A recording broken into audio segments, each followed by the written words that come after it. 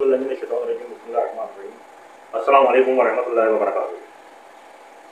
आज एक और नई वीडियो के साथ आप लोगों की खिदमत में पेश हुआ है, और आज की जो मेरी वीडियो है उसका मौजू है शेर खुदा इमाम अली हज़रत अली रज़ी अल्लाह ताला, उनकी विलादत, उनकी पैदाइश और उनकी शहादत तक मैं सारी चीज़ें आप लोगों को बताऊँगा। वीडियो की तरफ आगे बढ़ते हैं। आपकी शख्सियत आलम इस्लाम की वो हमा गैर-वाक़ई और मज़ाती व करामाती शख्सियत है जिसकी अज़मत व फजीलत के तस्वीर कुरान में मौजूद है। आप पैगम्बर इस्लाम हज़रत मोहम्मद मुस्तफ़ा सल्लल्लाहु अलैहि वसल्लम के रिश्तेदार भाई, हकीकी वारिस और जानशीन, बिन्ते पैगम्बर हज़रत फ़ातिमा ज़ोहरा के शौहर इमाम हसन व इमाम हुसैन अलैहिस्सलाम, नेज़ जनाब ज़ैनब व उम्मे कुलसूम के वालिद और हज़रत अबू तालिब व फ़ातिमा बिन्ते असद के बेटे। विलादत तारीखियों और हदीसों से पता चलता है कि आपकी नूरी तख्लीक नूर मोहम्मदी के साथ हज़रत आदम अलैहिस्सलाम की खलकत से 14,000 साल कबल हो चुकी थी, लेकिन इंसानी शक्ल में आपका ज़हूर व नमूद 13 रजब 30 अमिल फ़ील मुताबिक 200 ईस्वी बरोज़ जुम्मा खाने काबा में हुआ।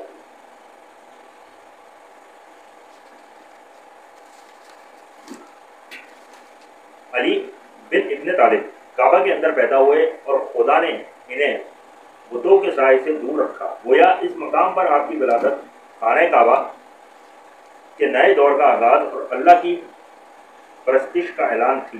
खाने काबा में आपकी विलादत का मौका यूँ बयान किया जाता है कि आपकी मादर ग्रामी फातिमा बिन्ते असद को जब दर्द-ए-ज़ा महसूस हुआ तो वो खाने काबा के करीब तशरीफ लाई और इसका तवाफ करके फश से दीवार से टेक लगाकर खड़े हो गए। दुआ के लिए हाथ उठाए, मसरफ निगाहों से आसमान को देखा और बारगाह इलाही में अर्ज़ फरदाद हुई, ए परवरदिगार, मैं तुझ पर, तेरे नबियों पर और तेरी नाज़िल की हुई किताबों पर ईमान रखती हूँ। तू इस बाबरकत घर, इस घर के मेहमान खलीलुल्लाह और इस मौलूद के सदक़े में जो मेरे सिगम में है, मुझ पर इस मुश्किल को आसान कर दे। मुझे यकीन है कि ये मौलूद तेरे जलाल और अज़मत की निशानियों में से एक रोशन निशानी है और तू ज़रूर मेरी मुश्किल आसान करेगा। इधर दुआ शर्फ़ कबूलियत से हमकिनार हुई और उधर खाने काबा की दीवार से शक हुई। फातिमा बिन्ते असद जी बेझिझक काबा के अंदर दाखिल हो गई। इसके बाद दीवार काबा फिर अपनी असली हालत पर पलट आई, गोया इसमें कभी शगाफ पड़ा ही न था। विलादत के बाद हज़रत अली ने अब आंखें नहीं खोली, जिसकी बिना पर बिन्ते असद के दिल में ये ख्याल पैदा हुआ कि शायद बच्चा बिनाई से महरूम है। मगर तीसरे दिन जब रसूल अकरम सल्लल्लाहु अलैहि वसल्लम तशरीफ लाए और उन्होंने अपनी आगोश मुबारक में लिया तो आपने आंखें खोलकर जमाल रिसालत पर पहली नज़र डाली और अस्सलाम वालेकुम या रसूल अल्लाह कहकर आसमानी सहीफ़ों की तिलावत की। भाई ने भाई को गले लगाया और अपनी ज़बान ने अक़दस दहन इमामत में दे दी। इस तरह तकरीबन तमाम मौरख़ीन व हत्ते ने खाना काबा में हज़रत अली की विलादत का एतराफ़ किया है। अलबत्ता कुछ मुअस्सब लोगों ने इस हकीकत को तस्लीम करने के बावजूद अली की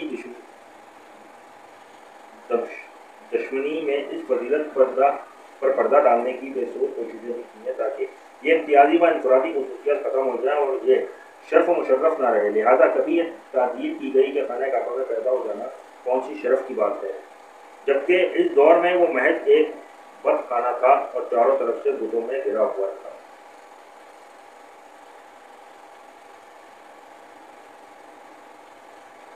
नामे कनियत और अलकाब मौरख़ीन का बयान है कि आपके वालिद बुजुर्गवार हज़रत अबू तालिब ने आपका नाम अपने जद्द कसी बिन कलाब के नाम पर ज़ैद और वालदा जनाब फातिमा बिन्ते असद ने अपने बाप के नाम पर असद रखा, जबकि हज़रत रसूल खुदा ने अल्लाह के नाम पर आपका नाम अली तजवीज़ फरमाया और इसी नाम से आप मशहूर हुए। आपकी मादर ग्रामी का रखा हुआ एक नाम हैदर भी है। इस नाम के मुतालिक रिवायतों में है कि जब आप गहवार में थे और आपकी वालदा कहीं किसी काम से गई हुई थी तो एक अजदे ने आप पर हमला करना चाहा, लेकिन आपने गहवारे से हाथ बढ़ाकर इसका जबड़ा पकड़ लिया और किला चीर कर रख दिया। माँ ने वापस होकर जब ये मंजर देखा तो फरमाया, ये मेरा बच्चा हैदर है। इस नाम की तस्दीक इस रिजिस से भी होती है जो آپ نے فتح خیبر کے موقع پر مربت کے سامنے پڑا تھا۔ پرورش و پردہ: حضرت علی نے نبوت کی چھاؤں میں آنکھیں کھولی، رسالت کی تجلی ریز فضاؤں میں پلے اور بڑے، پیغمبر اسلام کے سایہ تربیت میں پروان چڑھے اور خلود و جلود میں سفر و حجر میں سائی کی طرح ناجدار رسالت کے دوش بدوش رہے۔ انہوں نے مکتب رشد و ہدایت میں تعلیم و تربیت کی منزلیں طے کر کے باب شہر علم کہلائے۔ انہوں نے انہیں کے کردار و عمل کے نقوش کو نگاہ و دل میں جگہ دی اور انہیں کے کمال و تربیت کے نتیجے میں عروج کے اس نقطۂ آخر تک پہنچے کہ ہر بلندی آپ کی گزرگاہ میں گردی راہ بن گئی۔ عادت آپ کی جو تھی، ام المومنین حضرت علی بن ابی طالب شگفتہ مزاج، محبت و اخلاص کے پیکر، شرافت کا مجسمہ، غریبوں اور مسکینوں، یتیموں کے غمخوار اور اخلاق کے نبی کا مکمل نمونہ تھے۔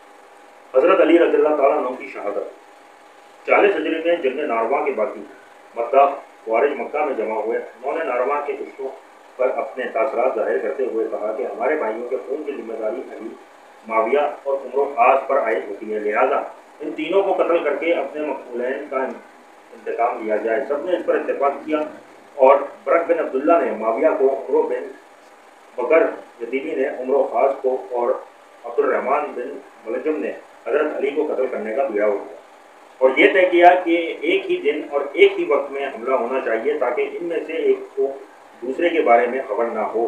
چنانچہ دن اور وقت کی تعین کے بعد برق بن عبداللہ مشق کی طرف، عمرو بن بکر مصر کی طرف اور ابن ملجم کوفہ کی طرف چلے۔ اس خطرناک کام کے لیے ماہ رمضان کی 29ویں شب اور نماز صبح کا وقت مقرر کیا گیا تھا۔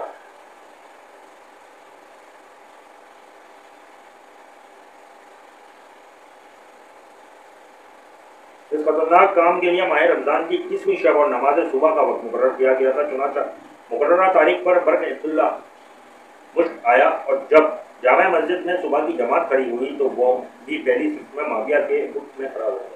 معاویہ جب رکوع کے لیے جھکا تو اس نے تلوار کا وار کیا جو اس کے اوپری حصے پر پڑا۔ گاؤں چونکہ معمولی تھا اس لیے چند دنوں میں بھر گیا اور حملہ آور گرفتار کر لیا گیا۔ عمرو بن بکر مصر میں آ کر ٹھہرا تھا تاکہ وقت مقررہ پردہ عمرو آس کو قتل کرے، مگر اتفاق ایسا ہوا کہ عمرو آس جلد خلج میں مبتلا ہو گیا اور اس نے اپنی جگہ خارجہ بن حذیفہ ثانی کو نماز پڑھانے کے لیے بھیج دیا۔ عمرو بن بکر اندھیرے میں اسے پہچان نہ سکا اور اس نے عمرو آس سمجھ کر خارجہ کو قتل کر دیا۔ اسے پکڑ کر لوگ عمرو آس کے پاس لائے۔ عمرو آس نے خارجہ کے خون کے بدلے اسے قتل کر دیا۔ عبد الرحمن بن مجدل آخر ماہ شعبان میں کوفہ آیا اور محلہ بنی کندہ میں خوارج کے یہاں ٹھہرا، مگر اس نے اپنے ارادے کو پوشیدہ رکھا۔ اسی اثنا میں اس کی ملاقات ایک خارجہ عورت شتام بنت جستیمہ سے ہوئی۔ دیکھتے ہی وہ اس پر فرشتہ ہو گیا اور جب اسے معلوم ہوا کہ وہ بے شوہر کی ہے تو اس سے نکاح کی خواہش کی۔ شتام کا باپ اور ایک بھائی جنگ ناروا میں مارا گیا تھا، چنانچہ وہ حضرت علی سے انتقام لینا چاہتی تھی، مگر کامیابی کی کوئی صورت نظر نہ آئی تھی۔ ابن ملجم کی اس واسطگاری سے اس کے دل میں انتقام کی دبی ہوئی چنگاری پھر بھڑکتی تھی۔ اس نے کہا میں تمہارے ساتھ نکاح پر راضی ہوں، مگر میرا مہر 3000 درہم، ایک غلام، ایک کنیز اور علی بن ابی طالب کا قتل ہے۔ ابن ملجم حضرت علی کے قتل کا ارادہ کر کے آیا ہی تھا، مگر بظاہر اس نے حیرت و استغاث امیز لہجے میں کہا، علی کو قتل کرنا آسان کام نہیں ہے، تاہم تم اچانک حملہ کر کے ان کا کام تمام کر سکتے ہو۔ ابن ملجم نے جب دیکھا کہ تام اس کے خیالات و نظریات سے پوری طرح ہم آہنگ ہوئے تو اس نے اپنا راز ظاہر کر دیا اور کہا کہ میں اسی ارادے سے یہاں آیا ہوں۔ تام نے کہا، پھر ہمت و جرأت سے کام لو، میں بھی اپنے قبیلے کے قابل اعتماد لوگوں سے کہوں گی کہ وہ اس کام میں تمہاری مدد کریں۔ چنانچہ اس نے گردان بن مجالد کو اس کی مدد پر آمادہ کیا اور ابن ملجم نے شبیب بن مغیرہ اشجعی کو اپنا معاون اور اشعث بن قیس کو اپنا ہمراہ بنا لیا اور حملے کے دن اور وقت کا انتظار کرنے لگا۔ امیر المومنین اس ماہ رمضان میں باری باری اپنی اولاد اور عبداللہ بن جعفر کے یہاں روزہ اختیار فرماتے۔ غذا بہت کم ہو چکی تھی، پوچھا جاتا تو آپ فرماتے کہ میں چاہتا ہوں کہ جب میں دنیا سے اٹھوں تو خالی پیٹ اٹھوں۔ 21ویں شب کو امیر المومنین اپنی دفتر کلثوم کے یہاں تشریف فرماتے۔ انہوں نے جو کی 2 روٹیاں، 1 پیالہ دودھ اور نمک آپ کی خدمت میں پیش کیا۔ آپ نے کھانے کو دیکھا تو فرمایا کہ میں نے یہ کبھی گوارا نہیں کیا کہ دسترخوان پر بیک وقت 2 چیزیں ہوں۔ چنانچہ آپ نے دودھ کا پیالہ ہٹا دیا اور نمک کے ساتھ چند لقمے تناول فرما لیے۔ کھانے سے فارغ ہو کر حضرت معمول عبادت میں مشغول ہو گئے، مگر بار بار ذہن میں آتے آسمان پر نظر کرتے اور فرماتے، خدا کی قسم یہی وہ رات ہے جس کا مجھ سے وعدہ کیا گیا ہے۔ آپ کرب و ضربات کی حالت میں سورہ یاسین کی تلاوت فرماتے، کبھی ان اللہ و انا الیہ راجعون کہتے اور کبھی فرماتے کہ پروردگار میری موت کو بابرکت قرار دے۔ کلثوم نے یہ کیفیت دیکھی تو کہا، بابا آج آپ اتنے پریشان حال کیوں ہیں؟ فرمایا، بیٹی آخرت کی منزل درپیش ہے۔ کلثوم کی آنکھوں میں آنسو آ گئے۔ کہا، بابا جان آج آپ مسجد میں تشریف نہ لے جائیں، جدہ بن امیرہ موجود ہیں، انہیں حکم دیجیے کہ وہ نماز پڑھا دیں۔ فرمایا، قضائے الہی سے بچنے کی کوئی صورت نہیں ہے۔ ابھی کچھ رات باقی تھی کہ ابن شباج مؤذن نے حاضر ہو کر نماز کے لیے عرض کیا۔ امیر المومنین اٹھ کھڑے ہوئے اور جب صحن خانہ میں آئے تو گھر میں پڑی ہوئی بطخوں نے چیخنے چلاتے ہوئے اپنی متضادوں سے آپ کا دامن تھام لیا۔ امام حسن نے جب انہیں ہٹانا چاہا تو آپ نے فرمایا، انہیں ان کے حال پر چھوڑ دو، ممکن ہے کچھ دیر کے بعد شیموں و ماتم کی آوازیں بلند ہوں۔ پھر آپ نے کلثوم سے فرمایا کہ بیٹی یہ بے زبان جانور ہیں، ان کی آب و دانہ کا خیال رکھنا۔ جب آپ دروازے کے قریب پہنچے تو پٹکا کمر میں کسی کس کر باندھا اور 2 شعر پڑھے جن کا مفہوم یہ، موت کے لیے کمر کس لو اس لیے کہ موت آنے والی ہے، جب موت تمہارے سامنے ہو تو بےتیابی کا مظاہرہ نہ کرو۔ اس کے بعد آپ مسجد میں تشریف لائے، چند رکعتیں نماز کی پڑھی اور تاکیبات سے فارغ ہوئے تو خنزیر سحر نامور ہو چکی تھی۔ گلدستہ اذان پر کھڑے ہو کر آپ نے اذان دی۔ یہ آپ کی آخری اذان تھی جو مسجد سے بلند ہوئی اور کوفے کے ہر گھر میں سنی گئی۔ اذان کے بعد آپ مسجد میں سوئے ہوئے لوگوں کو بیدار کرنے لگے۔ انہی میں ابن ملجم بھی تھا جو اونگا پڑا سو رہا تھا۔ آپ نے فرمایا کہ یہ شیطان کا طریقہ ہے، دائنی کروٹ سونا چاہیے جو مومنین کا شعار ہے، یا بائیں کروٹ سونا چاہیے جو حکمہ کا انداز ہے، یا پیٹھ کے بل سونا چاہیے جو انبیاء کا طرز عمل ہے۔ لوگوں کا بیدار کرنے کے بعد آپ محراب عبادت میں کھڑے ہو گئے اور جب نافلہ صبح کی پہلی رکعت کے سجدے سے سر اٹھایا تو شبیب بن بحیرہ نے آپ پر تلوار سے حملہ کیا، مگر تلوار ستون مسجد سے ٹکرائی۔ پھر ابن ملجم نے زہر میں بھیگی ہوئی تلوار سر پر ماری جس سے آپ کا سر مبارک شگفتہ ہو گئی۔ آپ نے فرمایا، کعبے کے رب کی قسم میں کامیاب ہو گیا۔ آسمان کانپا، زمین لرزی، مسجد کے دروازے آپس میں ٹکرائے اور زمین و آسمان کے درمیان مداوی نے یہ نزادی کہ آج رکن ہدایت ختم ہو گیا، علی مرتضیٰ قتل کر دیے گئے اور وسیع پیغام پر شہید کر دیے۔ کسی آواز نے کوفے کی آبادی کو لرزہ برندن کر دیا۔ تام شہر کانپ اٹھا اور لوگ گھروں سے باہر نکل پڑے۔ امام حسن اور امام حسین سرسیما پریشان حال مسجد کی طرف دوڑے جہاں لوگ کود کود کر رو رہے تھے۔ رسول کے نواسوں نے آگے بڑھ کر دیکھا، محراب مسجد خون سے تر ہے اور امیر المومنین خاص میں گلتا فرش مسجد سے مٹی اٹھا کر سر کے زخم پر ڈال رہے ہیں۔ آپ کو محراب عبادت سے صحن میں لایا گیا۔ امام حسن علیہ السلام نے قاتل کے بارے میں پوچھا تو فرمایا کہ مجھے ابن ملجم نے قتل کیا ہے۔ اتنے میں باب کندہ کی طرف سے ایک شور بلند ہوا اور ابن ملجم گرفتار کر کے لایا گیا۔ مجمع غم و غصے سے بے قابو ہو رہا تھا، آنکھوں سے غیظ و غم کی چنگاریاں نکل رہی تھی اور ہر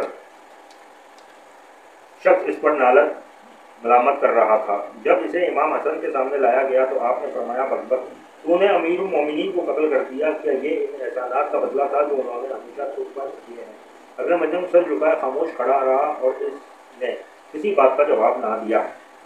امیر المومنین نے غشی سے آنکھیں کھول کر اسے دیکھا اور فرمایا کہ اے ابن ملجم، کیا میں تیرا اچھا امام نہ تھا؟ کیا میرے احسانات بھلا دیے جانے کے قابل تھے؟ اس پر ابن ملجم نے کہا میں اپنے لیے دوزخ کا سامان کر چکا ہوں، پھر بھی مجھے کوئی پشیمانی نہیں ہے۔ اس کے بعد آپ نے امام حسن کی طرف رخ کیا اور فرمایا کہ اے فرزند، اگر میں زندہ بچ گیا تو مجھے اختیار ہوگا کہ میں اسے سزا دوں یا معاف کروں، اور اگر اس ضربت کے نتیجے میں چل بسا تو تم اس سے قصاص لینا اور ایک ضربت کے بدلے ایک ہی ضربت لگانا، اور جب قتل ہو جائے تو اس کے ہاتھ پیر نہ کاٹنا۔ اس کے بعد لوگ ہاتھوں پر اٹھا کر گھر میں لائے جہاں ایک قرآن برپا تھا۔ امام حسن علیہ السلام نے دودھ کا ایک پیالہ آپ کی خدمت میں پیش کیا۔ آپ نے کچھ دیا اور فرمایا کہ ابن حسن کو بھی دودھ کا شربت دو۔ اس عرصے میں شہر بھر کے طبیب جمع ہو گئے تھے، ان میں ماہر جبرال سر بن عمرو سکونی بھی تھا۔ اس نے زخم کا جائزہ لینے کے بعد کہا کہ اب جنبر ہونے کی کوئی صورت نہیں ہے، کیونکہ زہر آلود تلوار سے مغز سر بھی متاثر ہوا ہے اور جسم میں بھی زہر پھیل چکا ہے۔ 21 اور 20ویں کی رات انتہائی کرب و ضربات کے عالم میں گزری، اور جب 20ویں ماہ کی رات رمضان کی کا 2/3 حصہ گزر چکا تو آپ کی حالت دگر و گوہ ہو گئی۔ پیشانی پر موت کا پسینہ آیا۔ آپ نے کلمہ شہادت زبان پر جاری کیا اور روح کی طرح عالم مقدس کی طرف روانہ کر گئی۔ تقوی دراز بازی کا چراغ گل ہو گیا، علم و عمل کے آفتاب کو گہن لگ گیا اور دنیا تیر و تار ہو گئی۔ امام حسن اور امام حسین علیہ السلام نے غسل لیا، اسی طرح کے امام حسین پانی ڈال رہے تھے اور امام حسن غسل دے رہے تھے۔ ایک روایت میں ہے کہ محمد حنفیہ پانی ڈال رہے تھے اور حسنین علیہ السلام غسل دیے جاتے تھے۔ غسل کے بعد اس کا نور سے جو پیغمبر اکرم سے غسل سے بچ گیا تھا نور کیا گیا، سفید پارچوں کا کفن پہنایا گیا، اور امیر المومنین کی وصیت کے مطابق فرزندان امیر المومنین رات میں جنازہ لے کر دفن کے لیے کوفے کے عربی سمت ہیرا کی طرف چل پڑے۔ جب یہ سرزمین بحث پر پہنچے تو جنازہ زمین پر رکھ دیا۔ امام حسن علیہ السلام نے نماز جنازہ باجماعت ادا کی۔ اس کے بعد سفید پہاڑیوں کے درمیان ایک مقام سے مٹی ہٹائی گئی تو قبر تیار ملی۔ حسنین علیہ السلام، محمد حنفیہ اور عبداللہ بن جعفر قبر میں اترے اور نعش اقدس کو سپرد خاک کر کے وہاں کی زمین برابری کر دی۔ وقت شہادت امیر المومنین کی عمر 63 سال کی تھی۔ حضرت علی کے قاتلوں کا انجام۔ امیر المومنین حضرت علی ابن ابی طالب علیہ السلام کے قتل میں 4 افراد عبد الرحمن بن ملجم، قطام بنت افدر، شفیق بن بحیرہ اور درد و دماغ بن مجالد شریف تھے۔ حادثہ قتل کے بعد جب مسجد میں شور بلند ہوا اور لوگ محراب کی طرف بڑھے تو دردانے بھاگ کر اپنے گھر آ گیا تھا۔ اس کے ایک عزیز کو جب یہ معلوم ہوا کہ قتل میں بھی شریک تھا تو اس نے تلوار اس کا کام تمام کر دیا۔ اس نے ملجم کو امیر المومنین کے سپرد کیے جانے تک حراست میں رکھا گیا۔ جب امام حسن علیہ السلام کے پد سے فارغ ہو کر آئے تو اسے طلب کیا اور اس کے قتل کا حکم دیا۔ چنانچہ ایک ہی ضربت میں وہ اپنے کیفر کردار کو پہنچ گیا۔ حشم بنت اسود خفیہ نے کہا کہ اس کا لاشا میرے حوالے کر دیا جائے، چنانچہ اس کا لاشا اسے دے دیا گیا۔ اس نے آگ روشن کر کے اسے جلا دیا۔ اس کے بعد بمرے ہوئے ہجوم نے کپتان کے گھر کی طرف رخ کیا اور اسے ٹکڑے ٹکڑے کر کے نظر آتش کر دیا اور سارا مال اور اسباب لوٹ لیا۔ شبیب بن بحیرہ لوگوں کی بھیڑ میں شامل ہو کر اسی طرح بچ نکلا تھا۔ جب معاویہ پر سر اقتدار آنے کے بعد کوفہ آیا تو شبیب اس کے پاس آیا اور لقب حاصل کرنے کے لیے کہا کہ میں علی کو قتل کرنے میں ابن ملجم کا شریک تھا۔ معاویہ نے جب یہ سنا تو گھبرا کر اٹھ کھڑا ہوا اور اس کے قبیلے والوں کو یہ پیغام بھجوایا کہ اگر میں نے شبیب کو پھر یہاں دیکھا تو کسی کو زندہ نہیں چھوڑوں گا، لہٰذا اسے کوفے سے باہر نکال دو۔ عرض کہ وہ رات کے اندھیرے میں کوفے سے نکل گیا اور جب مغیرہ کوفہ کا حاکم ہوا تو اس کے لشکر کے مقابلے میں اپنے ساتھیوں سمیت مارا گیا۔ یہ ساری جو تفصیل تھی یہ حضرت علی رضی اللہ تعالیٰ عنہ شیر خدا، یہ تفصیل جو میں نے آپ لوگوں کو بتائی۔ انشاءاللہ تعالیٰ میں نے آپ لوگوں کو کربلا کا پورا واقعہ جو شہید ہوئے تھے ان تک کی میں نے ہسٹری حضرت علی اکبر، علی اصغر، حضرت خون، حضرت محمد، حضرت امام حسن، امام حسین. اس کے علاوہ آج حضرت علی رحم اللہ وجہ، حضرت علی رضی اللہ تعالیٰ عنہ، حضرت علی شیخ اللہ، ان کی میں نے ہسٹری آپ لوگوں کو بتا دی. انشاءاللہ تعالیٰ آنے والی ویڈیو میں آپ لوگوں کے ساتھ رہوں گا. چینل کو سبسکرائب، لائک لازمی کر دیجیے گا اور کمنٹ میں اپنے خیالات کا اظہار بھی لازمی کریے گا. انشاءاللہ تعالیٰ اگلی ویڈیو میں جلد حاضر ہوں گا. ابھی کے لیے اجازت ہے. اللہ حافظ.